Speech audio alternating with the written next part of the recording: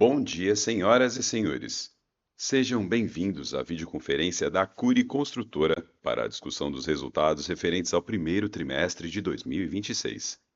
Esta videoconferência está sendo gravada e o replay poderá ser acessado no site da companhia em ri.cury.net. A apresentação também está disponível para download.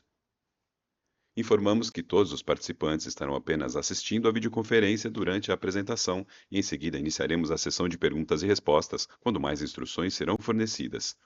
Antes de prosseguir, aproveito para reforçar que as declarações prospectivas têm como base as crenças e suposições da administração da Cury e as informações atuais disponíveis para a companhia.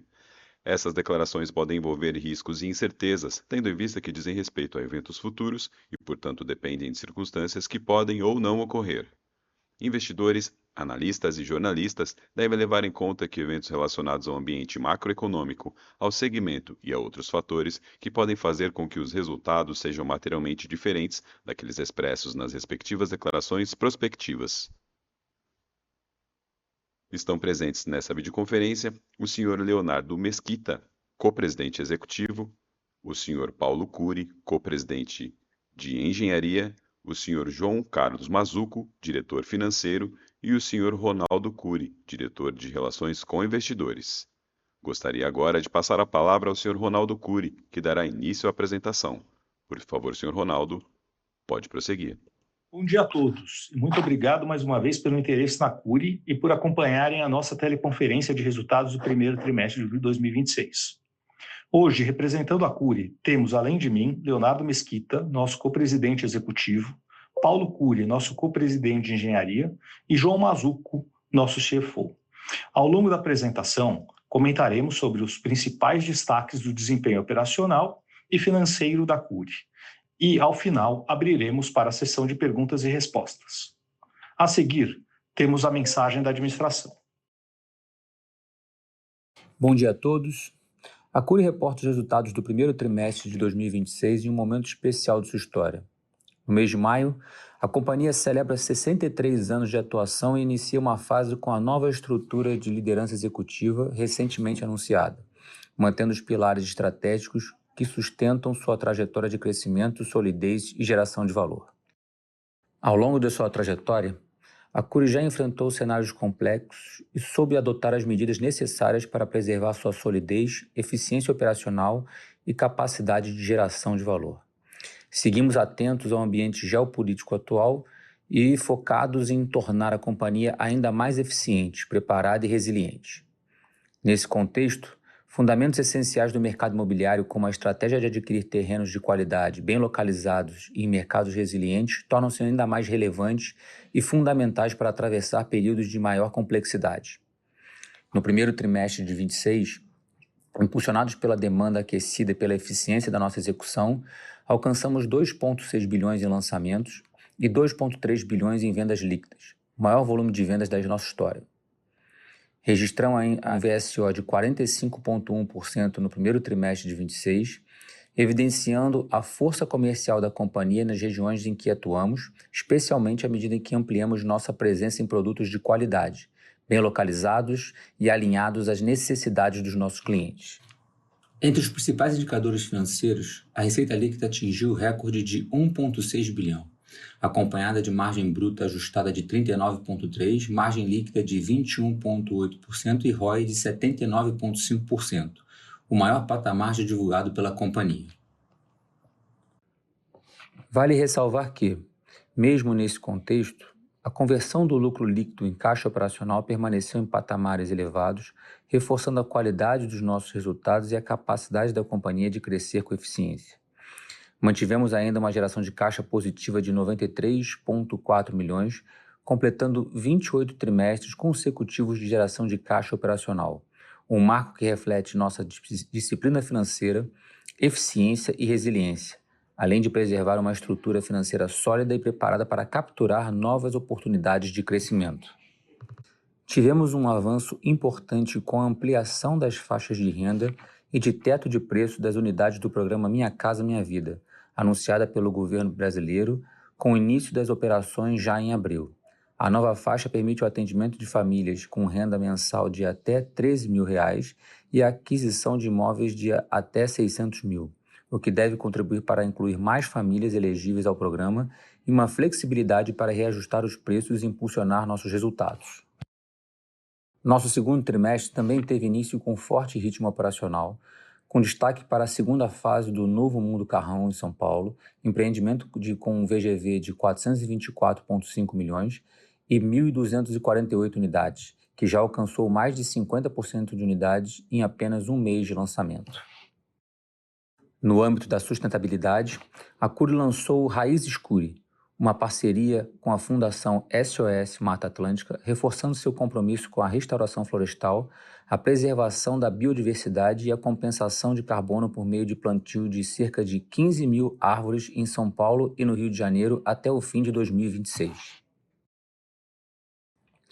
Com uma trajetória marcada por resultados consistentes, gestão sólida e visão de longo prazo, a Cury encerra o primeiro trimestre de 2026 com entusiasmo e confiança para seguir construindo, com responsabilidade e excelência, um futuro ainda mais promissor para seus clientes, colaboradores, parceiros e acionistas. Passa a palavra ao Ronaldo Cury. A partir de agora, vamos explorar os destaques de nosso desempenho operacional e financeiro do primeiro trimestre de 2026. Alcançamos recorde de 2,3 bilhões em vendas líquidas, marca histórica de 24,9 bilhões em Land Bank e o maior nível de receita líquida no valor de 1,6 bilhão. Tivemos um lucro líquido da atividade recorde de 351,2 milhões e margem líquida de 100% da atividade de 21,8%.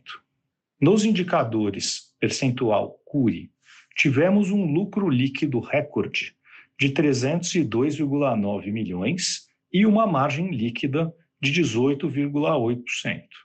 Também tivemos uma geração de caixa operacional de 93,4 milhões. Nosso 28º trimestre consecutivo de geração de caixa positiva. Nosso ROI atingiu 79,5% nesse trimestre, recorde histórico da companhia. Agora, irei trazer mais detalhes dos nossos resultados operacionais. No período, lançamos 10 empreendimentos com VGV de 2,6 bi, tendo aumento de mais de 100% ante o último trimestre de 2025 e uma redução de 5% frente ao mesmo trimestre do ano passado. Nos últimos 12 meses, atingimos mais de 8 bi de lançamentos, um crescimento de 9% em relação ao mesmo período do ano anterior. No próximo slide, destacamos os principais empreendimentos lançados no período. Novo Mundo Carrão, na Zona Leste de São Paulo, lançado em janeiro, com VGV de 410 milhões, com mais de 80% das suas unidades vendidas. Luzes do Rio, Condomínio Candeiro, lançado em janeiro, na região do Porto Maravilha, no Rio de Janeiro, totalizando um VGV de 184 milhões, com quase 80% das suas unidades vendidas. Cidade Parque Guarapiranga, lançado em fevereiro, na região sul de São Paulo, com VGV de 294 milhões, com todas as suas unidades vendidas. No que se refere a vendas líquidas, nesse trimestre, atingimos o valor total de 2,3 bi, tendo aumento de 9,5% ante o mesmo período de 2025 e de 48,1% frente ao quarto trimestre de 2025.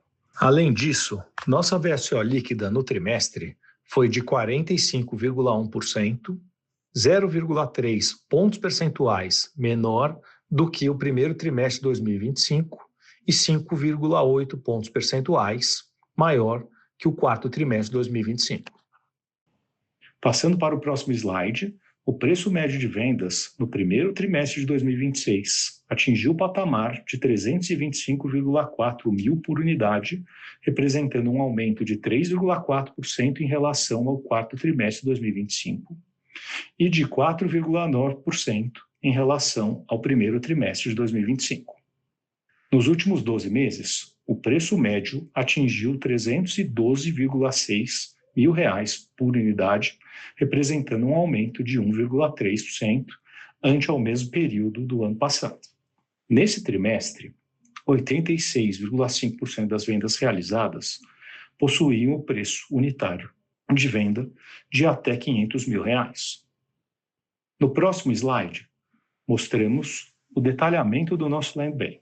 Encerramos o primeiro trimestre de 2026 com um Land Bank recorde de 24,9 bilhões em VGV potencial, correspondendo a 82.119 unidades. Atualmente, o banco de terrenos da Cury é composto por 18,5 bilhões localizados em São Paulo e 6,4 bilhões no Rio de Janeiro.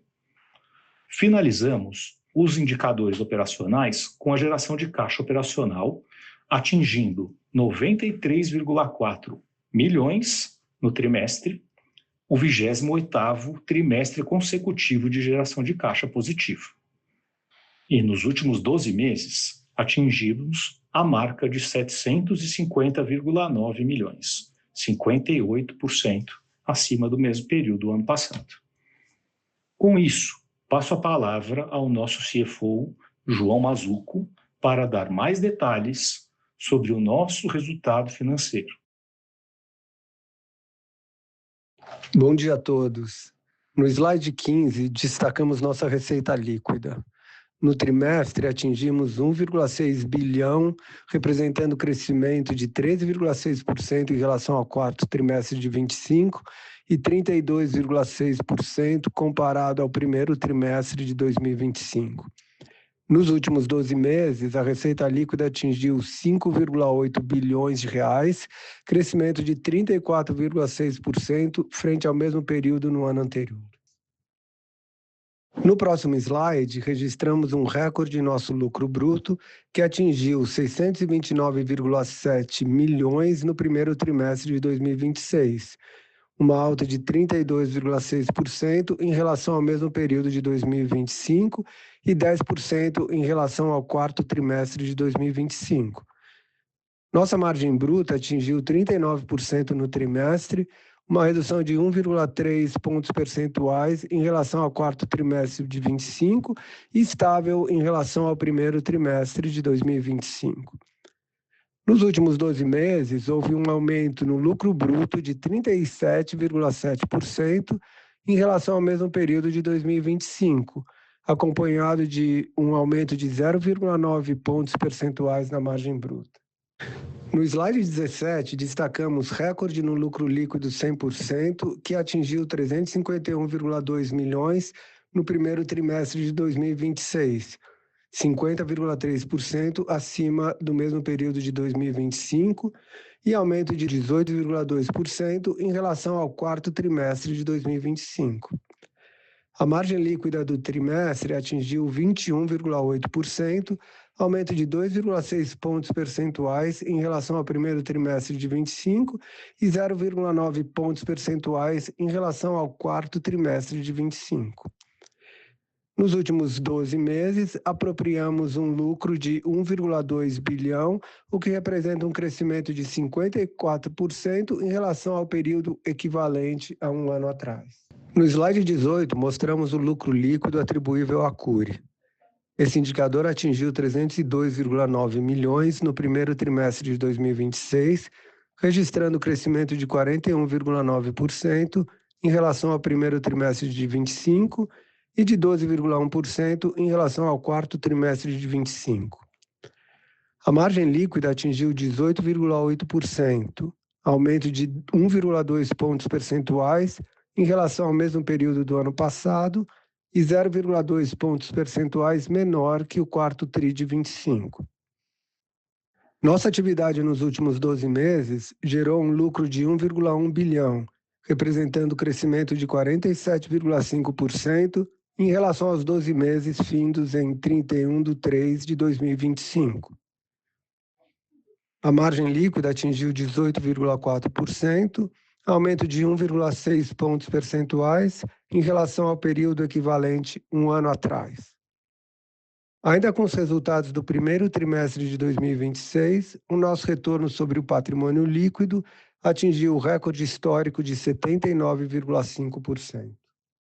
Por fim, no slide 19, destacamos o perfil de nosso endividamento financeiro.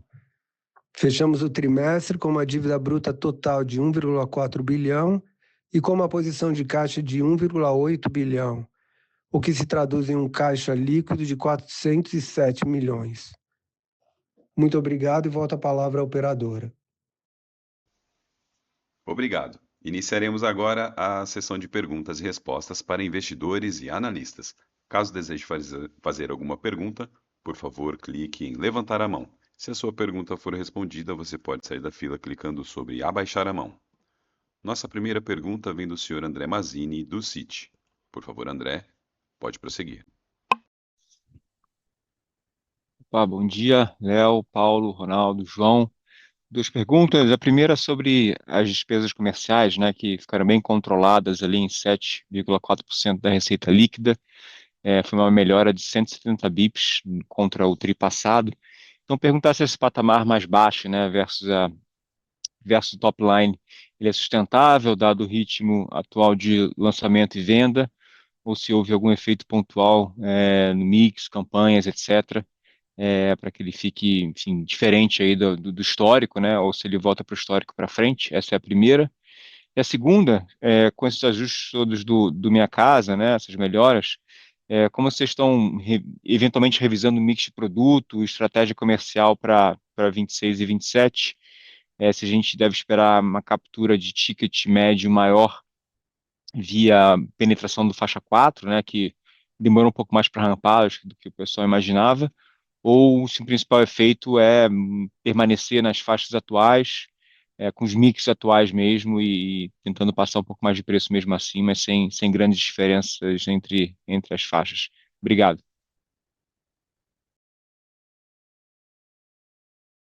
Bom dia, Mazzini. Bom dia a todos. Obrigado pela pergunta, Mazzini. Eu vou responder a primeira, depois passo para o Léo responder a segunda.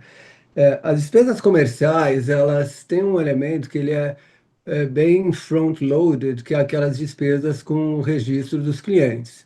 E normalmente no primeiro TRI é um TRI de menor registro, que é o reflexo de menor vendas no quarto TRI, como vocês têm observado, né? Vou te dar os parâmetros que a gente tem trabalhado aqui, que tem reportado de despesas comerciais, sempre vem naquela faixa de 9,5%, chegando a 10%. É, no primeiro TRI de 25, esse número já caiu para 8,74%, pegando o número exato aqui, né? Então, ele já vem mais baixo que a média. Nesse primeiro TRI, mesma coisa, caiu um pouco mais também. O que a gente deve esperar? Deve esperar que ele volte aos patamares históricos, né? Então, existe essa oscilação aqui.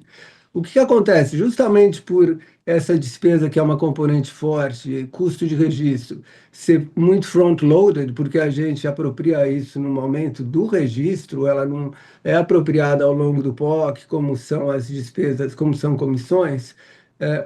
À medida que meu crescimento de vendas desacelera, você acaba tendo um efeito de um ganho aqui de alavancagem dessas despesas comerciais. Então, a gente espera que este nível deve cair, mas deve ficar ainda próximo dos 9%, muito mais nesse nível ainda. Então, vamos voltar a ter um repique, sim, nas despesas comerciais, tá? Bom dia, Mazine, aqui o Léo com a segunda parte. Acho que assim, a gente tem visto que as mudanças do Minha Casa, o governo tem tido, acho que uma posição de preservar o programa cada vez mais, e essas mudanças, da forma como têm sido feitas, acho que mostram que o horizonte do programa é longo. Então, a gente entende isso sempre como correções que estão sendo feitas. Eu acho que os produtos, isso não chega a fazer uma necessidade de mudança de produto. A gente sempre, assim, tenta capturar preço quando é possível. Então, nessas mudanças, é óbvio que alguns ajustes conseguem ser feitos dependendo do produto, a gente consegue capturar mais coisas, sim. Eu acho que o objetivo, no primeiro momento, é adequar os nossos produtos e preços a essas novas condições de financiamento, o que normalmente isso se vê em preço, do que efetivamente mudança de estratégia. Acho que a nossa estratégia já está bem definida e acho que cada vez mais agora é englobada aí pelo programa e com a tranquilidade de ter um funding aí garantido para esse e próximos anos. Feito, obrigado, Léo e João. Bom dia. A próxima pergunta vem do senhor Gustavo Fabris, do BTG Pactual. Por favor, Gustavo, seu microfone está liberado.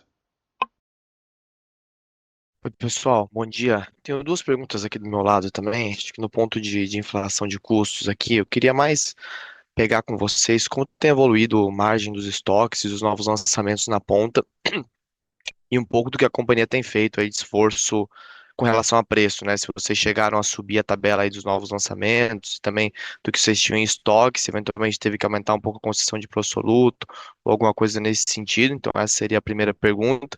E a segunda, acho que também num tópico parecido, é entender o quão confortável vocês estão hoje com o nível de VSO atual, né? Se no entendimento de vocês a manutenção dessa VSO mais alta, ela continua sendo estratégia, ou se eventualmente vocês imaginam que seja o momento de segurar um pouco mais a venda, ficar menos short inflação, vamos dizer assim, no T0, pelo menos esse curto prazo, onde a gente ainda tem bastante incerteza quanto à guerra, quanto aos efeitos de inflação, e etc. São essas as duas perguntas. Obrigado.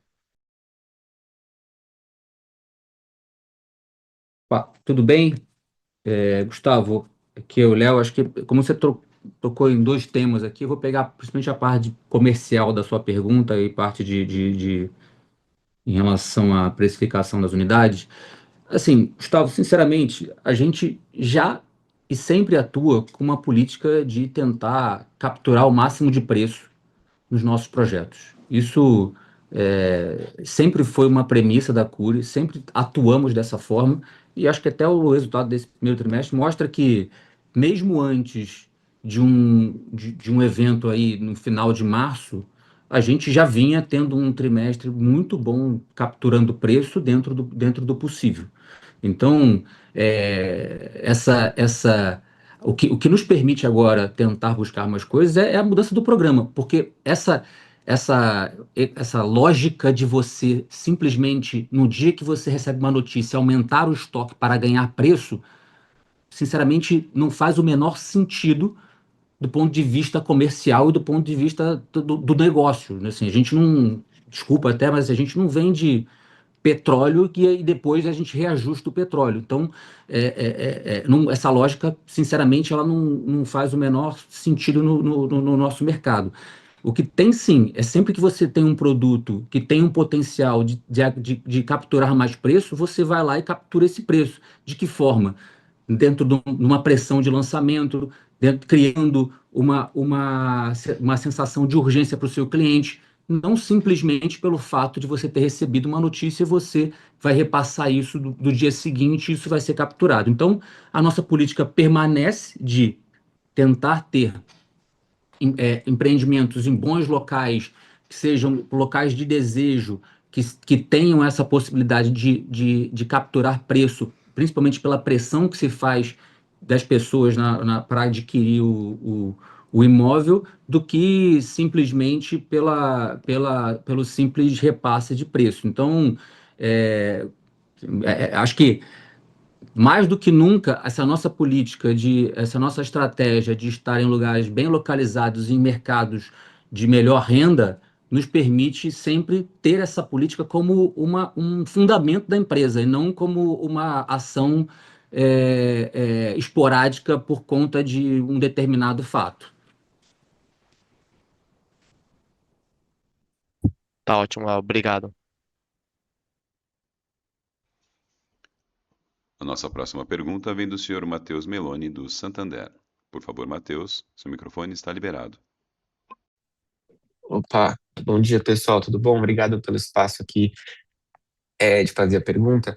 Acho que do meu lado aqui, primeiro é entender assim, como é que vocês estão vendo aí já as vendas que já em abril, no começo de maio, entender se vocês já estão é, observando aí alguns efeitos das melhoras do programa e também entender como está a cabeça de vocês em relação ao endividamento aí do cliente, né? A gente tá vendo notícia aí como desenrola e o nível elevado do pessoal, né, que está endividado, enfim, então entender como é que vocês estão vendo isso. E o segundo ponto, acho que é mais também voltando naquela parte de custos, né, entender um pouco em relação assim de que acho que o conflito lá está demorando até um pouco mais do que era inicialmente esperado, né? Então, entender se vocês acham que esses ajustes no orçamento aí já estão englobando todos os ajustes de preço, e vocês acham que poderia ter mais alguma coisa olhando para frente aí, estão sentindo algum fornecedor ainda pedindo subida de preço, enfim, mas entender um pouco nessa linha. Obrigado. Bom dia, Matheus. É, o Léo aqui. Acho que assim, a gente teve um abril, seguiu um pouco do que a gente vinha acontecendo no primeiro trimestre, um bom mês, até porque a gente teve assim, bons lançamentos. A gente, em maio agora, tem um bom lançamento em Niterói acontecendo, entendeu? Então, isso tem nos ajudado. Acho que abril. A gente, assim, queira ou não, assim, foi um mês bom, mas não foi maravilhoso pela quantidade de feriados que a gente teve, mas ainda conseguimos ter um mês bom. E acho que agora a gente começa a trabalhar um pouco mais em maio, com os efeitos do programa, por exemplo, esse lançamento de Niterói. Acho que a gente está tendo um resultado até um pouco melhor do que a gente imaginava. É um produto bem faixa 4, então a gente conseguiu colocar mais unidades, então acho que está tendo uma tranquilidade até do corretor em trabalhar esse produto, tendo isso, todo ele enquadrado. Então, assim, isso vai ajudando a gente, isso tem um período aí até de educação do próprio corretor dessas novas faixas, mas eu acho que assim, é natural. Eu acho que a gente vai aproveitar e capturar esses inícios de mudança, são sempre os melhores momentos de tentar capturar isso. E a gente espera que em maio, a gente agora, essa semana, temos os lançamentos de São Paulo estão acontecendo essa semana, a gente espera também que tenham a mesma velocidade, mas até o momento a vida segue. E, assim, e você tocou num ponto que é mais do que os outros pontos aqui que a gente falou, é um ponto sempre de preocupação para a gente, essa questão do endividamento. A gente tem noção de que hoje, talvez hoje, a pergunta que a gente recebe muito, Matheus, por exemplo, com relação à demanda, se a gente acha que é pequena, grande. Assim, se a gente tem uma quantidade de pessoas que hoje deixam de comprar pelo seu nome estar negativado, assim, a gente diz muito mais não do que sim. Então, esse sim é uma coisa que de certa forma, nos atrapalha. A gente olha assim no detalhe isso. A Caixa Econômica também tem trabalhado conosco cada vez mais numa análise de crédito mais criteriosa e que torne tanto eles quanto nós saudáveis. Então, acho que é um ponto sim de preocupação, e a gente espera acho que esse é um ponto que a gente fala que, em relação a juros, que se os juros caindo, a economia melhorando, isso seria um fator muito importante para a gente ter mais gente disponível para adquirir imóvel, que hoje, claramente, olhando o número de pessoas negativadas, sabemos o quantos estão de fora desse nosso mercado nesse momento. Vou passar aqui para o Paulo para falar em relação aos custos. Matheus, bom dia. É o Paulo, tudo bem? Vamos lá, Matheus. A gente sabe que com a guerra, né, o petróleo bateu aí, foi de 60 para 100 dólares, né, mais ou menos o barril. A gente teve uma avalanche de aumento de preços, né, de vários insumos. Atingiu tanto a curva A quanto a curva B, ou seja, são os principais insumos já foram atingidos, né? A gente já deu esses custos, colocou para dentro todos esses custos, mas ainda tem muita incerteza, né? A gente tem visto aí o petróleo ficar nessa marca, trabalhando entre 95 e US$ 105. Eu entendo que se ficar por aí, a maioria dos preços já está dado, esses aumentos já foram dados, tá? Se tiver uma variação para cima, a gente vai ter que fazer novos ajustes, porque vai impactar, né, sem dúvida, os nossos preços. O que a gente entende também, que eu comecei a enxergar, é, com todo esse aumento de preço, tem uma possibilidade da demanda do mercado diminuir. Então, alguns fornecedores já, nessa semana, que a gente começou a renegociar o aumento que eles tinham dado, a gente sentiu já uma pequena brecha de negociação, né? É muito cedo para tomar qualquer medida, pensar, ver com otimismo isso, né? Cada dia a gente tem uma notícia diferente da guerra, né? Parece que tem dia que a guerra a gente acha que vai acabar, tem dia que parece que ela vai continuar. Então, enquanto a gente tiver com toda essa incerteza, a gente tem que ficar muito atento e qualquer ajuste necessário vai ser dado. É Não, isso. perfeito, obrigado. Só um follow-up aí. Então, por exemplo, se nesse cenário aí vocês talvez conseguissem algumas renegociações e tudo mais, dado isso que você comentou, poderia significar algum tipo de economia de obra no futuro, assim, ou não? Olha, falar em economia de obra, eu ainda não falaria nisso. Acho que não dá para falar em economia de obra. O que eu acho que a gente pode falar é que a gente estaria mantendo nossos preços de hoje. Eu estou enxergando isso. A gente chegou nesses valores e tentar manter. Não, perfeito, super claro. Muito obrigado, Paulo. Não.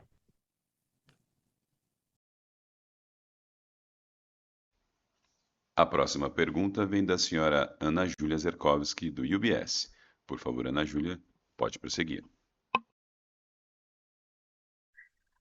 Oi, pessoal. Bom dia. Obrigada pelo espaço aqui. É, a gente queria, na verdade, voltar nesse tema de preço. Vocês comentaram da política de preço da Cury, mas se vocês puderem dividir um pouco com a gente do que vocês estão vendo de eventual aumento de preço para concorrente, né? Então, se vocês estão vendo outros players subindo mais preço em alguma outra magnitude, tanto em São Paulo como no Rio de Janeiro também. E uma segunda pergunta é em VSO. Então, só para entender assim, o que é prioridade hoje, né? Se no cenário atual inflacionário, prioridade deve ser margem versus venda, né? Se existe alguma expectativa de eventualmente pisar um pouco no freio. Vocês até abriram as vendas da segunda fase do projeto, né? Do Novo Mundo Carrão, então entender se eventualmente houve uma necessidade de abrir mão de um pouco de margem versus velocidade de venda, né? Como que está a cabeça de vocês em relação a isso? Obrigada. Tudo Ana bem, Ana Júlia, Júlia? O Léo aqui. O que acontece? Eu falei assim, pra gente, assim, acho que é olhar o nosso histórico. Acho que a resposta para essa pergunta está em olhar o nosso histórico. Assim, a gente sempre trabalhou tentando buscar a melhor margem, mantendo um bom VSO. Eu acho que isso explica muito ser uma empresa geradora de caixa. Isso explica muita coisa do nosso negócio. Então, o que acho que talvez, não sei se eu não estou sendo claro, assim, é que a gente quer manter a nossa estratégia que a gente vinha fazendo durante todos esses anos. Eu acho que não tem motivo para a gente mudar essa estratégia nesse momento, se essa estratégia a gente tem tido boas margens e mantido um VSO bom. É que esse VSO ele pode alternar à medida em que eu tenho, assim, a gente não pode esquecer, eu acho que assim, eu volto nesse ponto, porque a gente não pode esquecer que a gente está no mercado que a VSO, principalmente, ela está muito ligada aos lançamentos. A gente também não tem o lançamento, cada lançamento é num lugar diferente, numa região diferente, numa cidade diferente. Então, a gente esperar a mesma VSO para tudo que é a loucura. Assim, é como se a gente tivesse um medidor de VSO que a gente ficasse aqui regulando ele à medida que a gente vai para cá ou para lá. Isso sinceramente, quem olhando a ponta é impensável. Então, assim, você não tem A gente tem lançamentos onde a gente vai ter mais procura ou menos procura de pessoas, a gente vai ter mais corretores, a gente vai ter mais engajamento, menos engajamento. Então, a gente sempre trabalha para ter o máximo de engajamento possível nos nossos lançamentos. E se a gente está lançando, é porque a gente acredita na região, acredita no potencial do projeto, para buscar as premissas que a gente sempre procurou, que é margem e ter uma boa velocidade.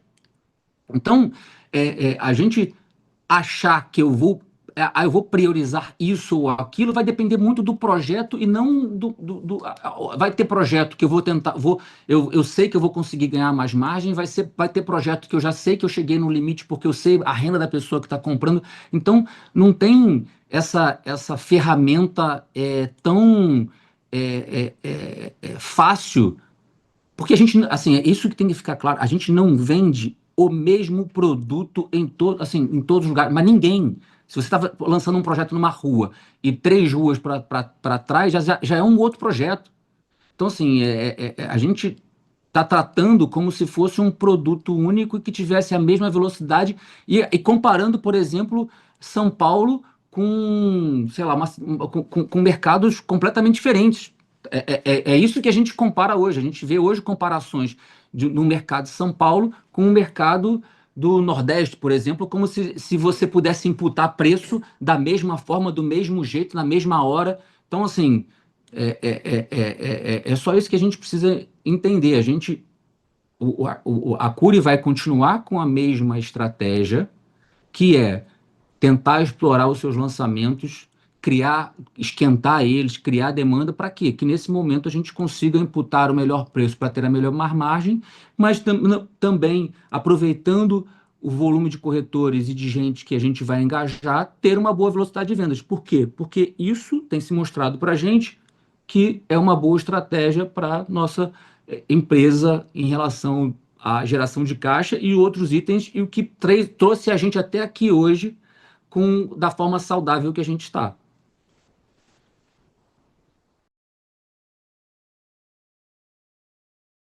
Obrigado, pessoal. Nossa próxima pergunta vem do senhor Herman Lee, do Bradesco BBI. Por favor, Herman, seu microfone está liberado. Bom dia, Léo, Paulo, Ronaldo e João. Obrigado pelo espaço, pela fazer a pergunta. É só um aqui do nosso lado em relação à margem bruta, então já era esperado que teria uma queda sequencial aí, né? Teve uns 130 bips, mas olhando a margem REF, ela caiu num patamar muito menor, né? Então, se vocês puderem explicar um pouco desse efeito, acho que seria interessante. Obrigado. Oi, Herman, bom dia novamente. Eu diria o seguinte: quando a gente ajusta orçamento. Não existe assim a possibilidade de eu mexer em um sem mexer no outro. E se você for observar historicamente, margem bruta e a margem bruta apropriada e a margem REF, elas não andam necessariamente na mesma velocidade.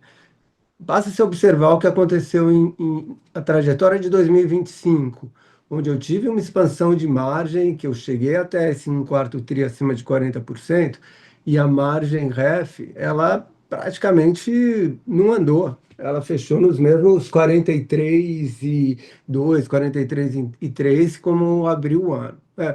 Isso por quê? Porque o mix o mix e a ponderação das minhas receitas na margem apropriada, na margem REF, são diferentes. A margem REF a gente carrega muito o efeito dos lançamentos, principalmente quando a gente tem uma empresa com VSO tão forte como nossa, e aí você olha empreendimentos no primeiro TRI, que já é de conhecimento de vocês, o Carrão, foi mencionado aqui, o empreendimento lá na Guarapiranga, por exemplo, o Rio Bonito, a Zetec tem mencionado sobre o sucesso desse empreendimento. É muita venda com uma ponderação muito forte na margem REF, uma ponderação menor na margem apropriada. Então, o exercício ele é único, é o que as regras contábeis estabelecem, ajuste orçamentário, e os efeitos eles vão ser diferentes na margem apropriada e na margem REF. Então, eu acho que continuamos em ambas, com uma margem extremamente respeitável. Acho que é importante a mensagem aqui. Vamos continuar monitorando muito de perto essa questão da inflação. E temos gordura. Esse é que é o lado positivo. Temos gordura na margem REF para absorver a inflação futura. Continuamos com lançamentos muito forte, buscando margem forte nos lançamentos, passa por um pouco do que o Léo acabou de falar, e é assim que a gente tem que olhar as nossas margens daqui para frente. Bem claro, João. Obrigado e bom dia. Nossa próxima pergunta vem do senhor Igor Altero, do XP. Por favor, Igor, seu microfone está liberado.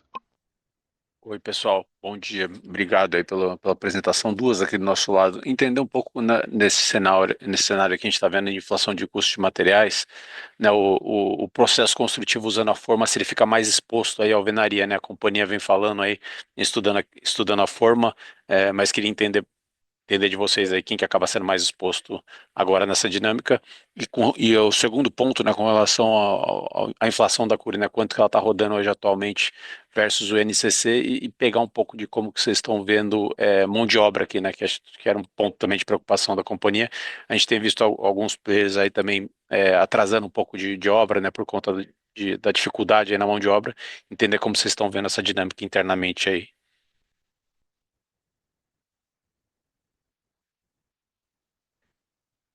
Igor, é o Paulo, tudo bom? Vamos lá, vamos começar pela o impacto nos custos sobre metodologia construtiva, né, que você apontou. Ah, a gente está estudando realmente, né, a gente quis abrir para a forma, fazer parede de concreto como uma alternativa de mão de obra, né, para a gente ter mais do que uma solução devido à escassez de mão de obra. A gente fez uma análise aqui e os impactos foram bem parecidos, tanto para a alvenaria quanto para parede de concreto. Ambas, né, têm como insumos principais, né, o concreto e o aço, são insumos que tiveram aumento agora. Então, o que eu posso te dizer é que não teve nenhum sistema teve vantagem sobre o outro em relação a custo, né? Ambos tiveram um incremento de custo. Quanto à parte de mão de obra, a gente vem atuando desde a reestruturação que a gente fez, né, no começo do ano, da engenharia. A gente conseguiu ter um aumento bem significativo da nossa produtividade, tá? Nos 4 primeiros meses do ano, comparando com os últimos meses que a gente vem atuando. Então, isso mostra, né, que o esforço que a gente fez, né, interno aqui, começou a surtir efeito. A gente conseguiu, nos nossos canteiros, repor a mão de obra necessária. Então, neste momento, né, nossos quadros estão bem completos nas obras. Então, agora é a gente seguir nesse caminho. E com isso a gente tem a expectativa da gente manter os prazos das nossas obras aí daqui para frente. Tá claro, Paulo. Obrigado. A próxima pergunta vem do senhor Rafael Heder, do Safra. Por favor, Rafael, seu microfone está liberado. Bom dia, pessoal. Eu tenho também aqui dois pontos que eu queria tocar. O primeiro, falar um pouco mais da carteira de recebíveis. Queria ver com vocês se estão confortável com o tamanho atual da carteira. Ela acaba virando também, né, um bom hedge inflacionário nesse momento mais incerto de custos, mas queria até ver com vocês o tamanho que vocês ficariam confortáveis em ela atingir e se poderiam passar um pouco também de como que está a inadimplência dessa carteira. E o segundo ponto, eu queria tocar um pouco mais também na política de dividendos, se nesse cenário, tipo, assumindo que a guerra continue por um tempo maior, que fica esse cenário mais incerto, se vocês mudariam um pouco a política daqueles 80% que vocês vêm passando para o mercado, né?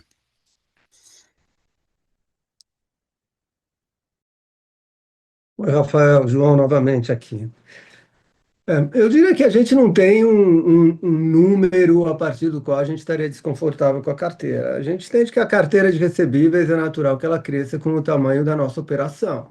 É, é claro que a gente sempre tenta, de um lado, minimizar esse crescimento através de uma política de pró-soluto rigorosa que a gente continua praticando aqui, até se beneficiando, inclusive, da nossa VSO, no sentido de ter um pró-soluto aí, de um perfil aí de recebimento bem superior em relação aos peers de mercado, né? Resultado da venda mais acelerada.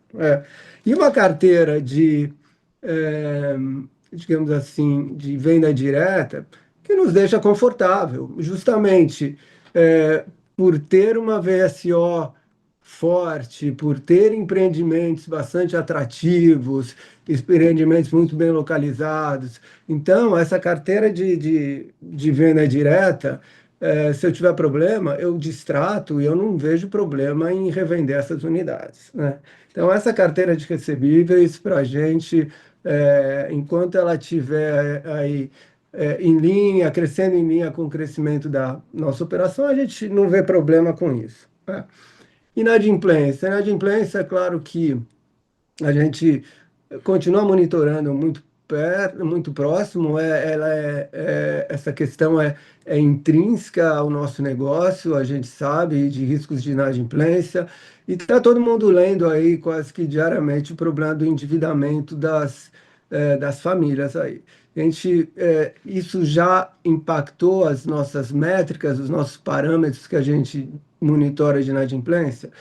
Ainda não. Eu acho que quando a gente pega métricas como recebimento, sobre cobrança enviada, nível de inadimplência, sobre o tamanho da carteira, até ponderando isso sobre o prazo, aí, sobre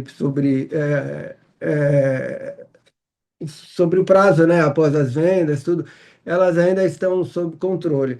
Mas é algo que a gente está realmente muito atento, por justamente essa questão das famílias hoje estarem mais endividadas, né? Tendo dito tudo isso, dividendos, inflação, dividendos, nossa política não muda. Vamos lembrar o seguinte: a gente está falando aqui de diversas perguntas de inflação, impacto na margem bruta. Fizemos aí um ajuste na margem bruta de uma forma conservadora por conta disso, mas a nossa margem líquida continua forte, né? A margem líquida teve um resultado excelente, eu diria, esse trimestre, e os dividendos vêm daí.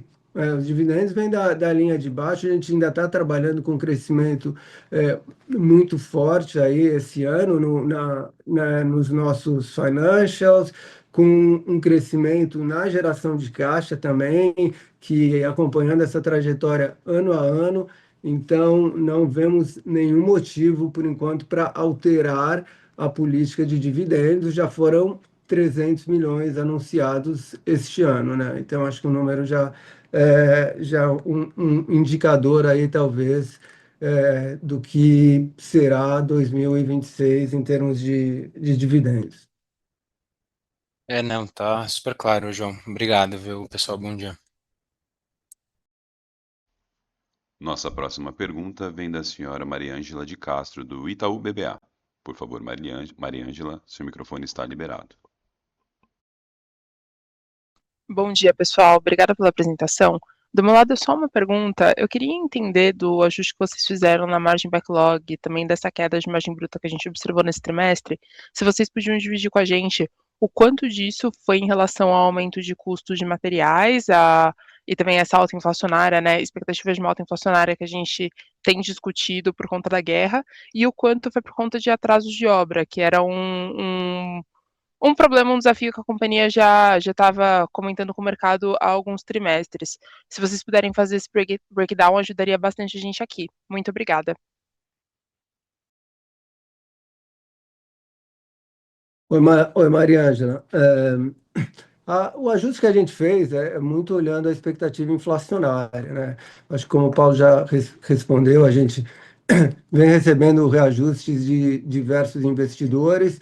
Então, a gente simplesmente olhou o que a gente tem futuramente em termos de gordura nas nossas viabilidades, principalmente nos empreendimentos com menos andamento de obra, os empreendimentos lançados em 2025, 2026, e aumentamos essa gordura, aumentamos o orçamento respondendo a uma expectativa de aumento do INCC. Foi praticamente isso que a gente fez.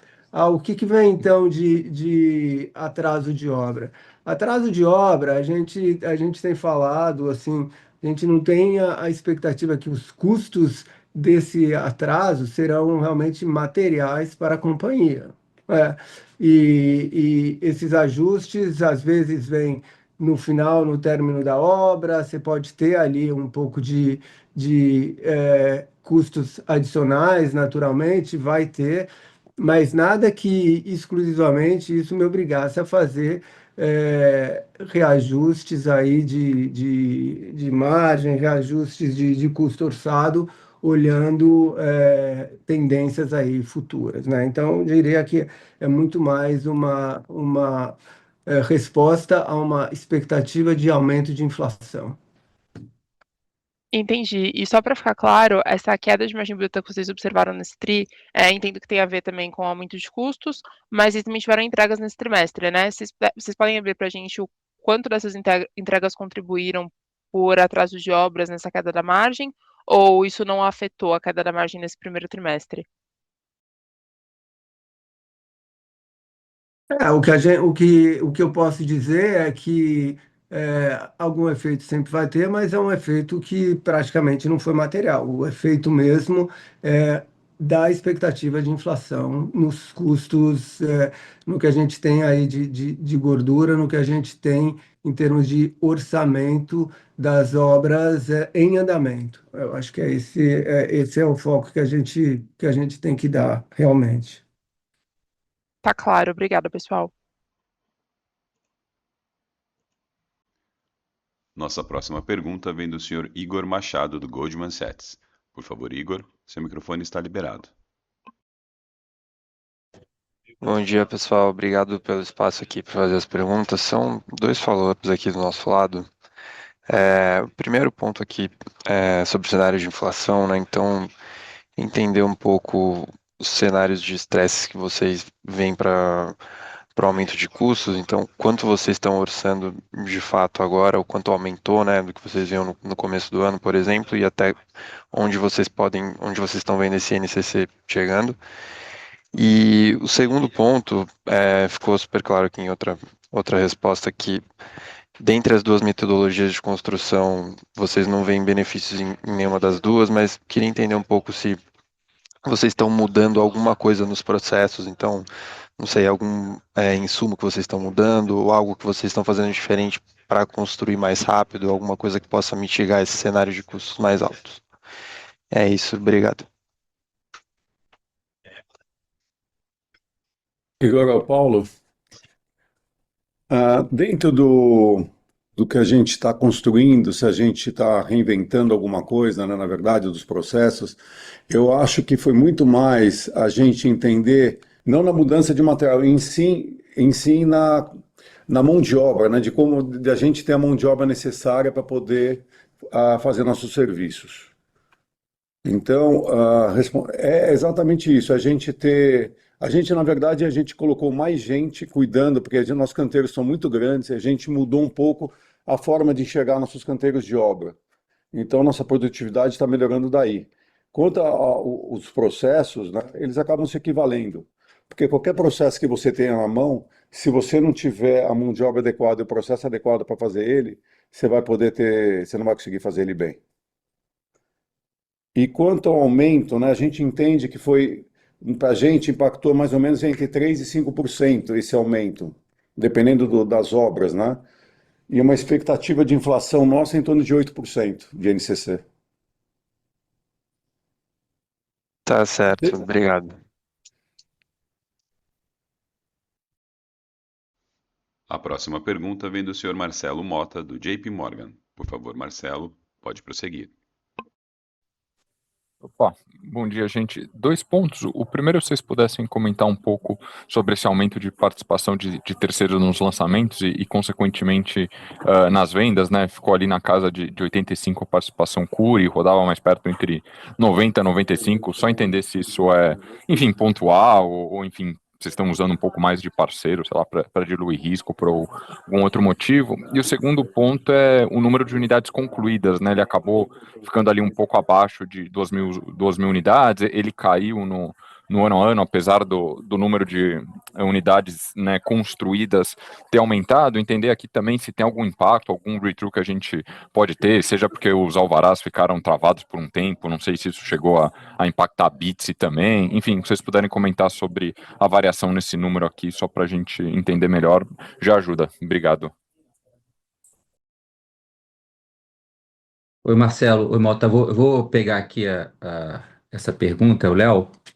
Acho que em relação a sócio, acho que a gente foi muito sazonal. Acho que a gente deve manter aí muito próximo os números que a gente vem fazendo percentualmente ano a ano. A gente acabou aí,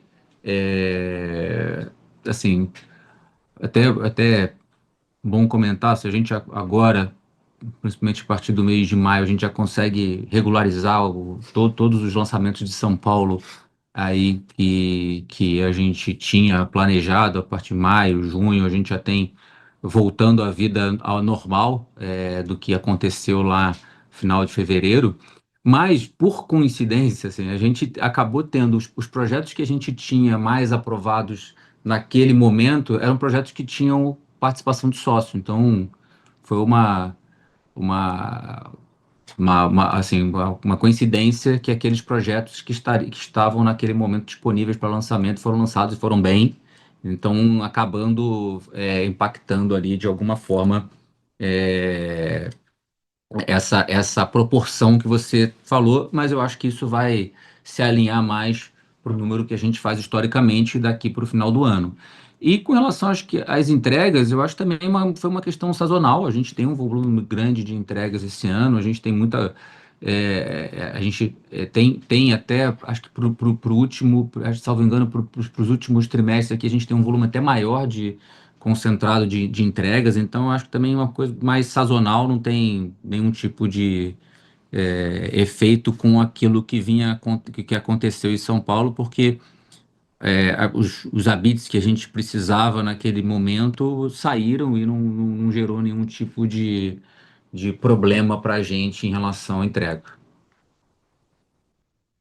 Perfeito. Obrigado, Léo. Bom dia. Nossa próxima pergunta vem do senhor Marcelo Aldi, do Cardinal. Por favor, Marcelo, pode prosseguir. Obrigado. Bom dia, pessoal. Eu queria fazer uma pergunta sobre ambiente competitivo. Mesmo antes da guerra, nós já estávamos vendo, nos últimos 4 a 6 meses, um ambiente crescentemente mais difícil para os players menores, seja por dificuldade de mão de obra e mais custo de mão de obra, vendas com menor punch e tudo mais. O que vocês podem comentar de como é que tem sido a evolução do ambiente competitivo?